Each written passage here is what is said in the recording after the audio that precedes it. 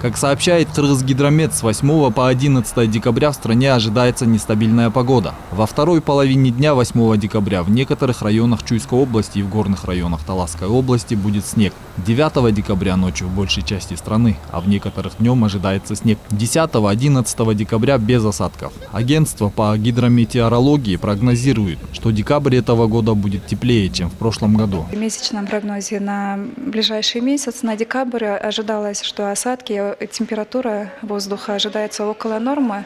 Аномальных понижений низких температур не ожидается. Аномальное понижение температуры – это до минус 20-25 градусов мороза могут наблюдались в отдельные годы.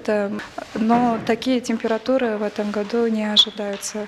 Зима ожидается быть около нормы.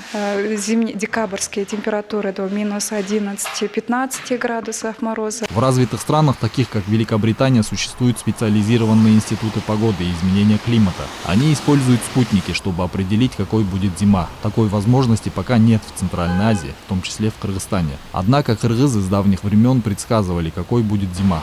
Предсказывали даже по толщине луковой кожуры. Писатель Чолпумбек Абыкеев заявил, что в этом году зима будет сухой. В этом году не будет аномального снижения температуры. Может быть, пару дней будет холодно, но не больше. Думаю, зима в этом году будет не такой, как в прошлом или позапрошлом году. У кыргызов есть ремесло, унаследованное от предков, которые считали звезды и предсказывали о приходе весны, лета, осени и зимы. Общественный деятель Дастан Сарыгулов говорит, что по кыргызскому календарю зима закончится в этом году рано. Зима в этом году не будет такой холодной. Нужно лишь 20-25 дней потерпеть в январе, и зимние холода потеряют свою силу. Стоит отметить, в декабре ожидается метеорный поток Геминиды и Урсиды. Об этом сообщает Московский планетарий.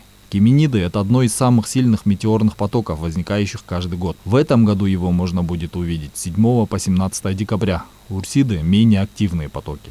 Действуют ежегодно с 17 по 27 декабря. Максимальная активность будет в самую длинную ночь в году, с 22 на 23 декабря, и достигнет 10 метеоров в час. Однако специалисты отмечают, что плохая погода может быть помехой для этого, поэтому нужно смотреть прогнозы. Азамат Кенжешев, Кульчуро Казымкулов, Нью ТВ.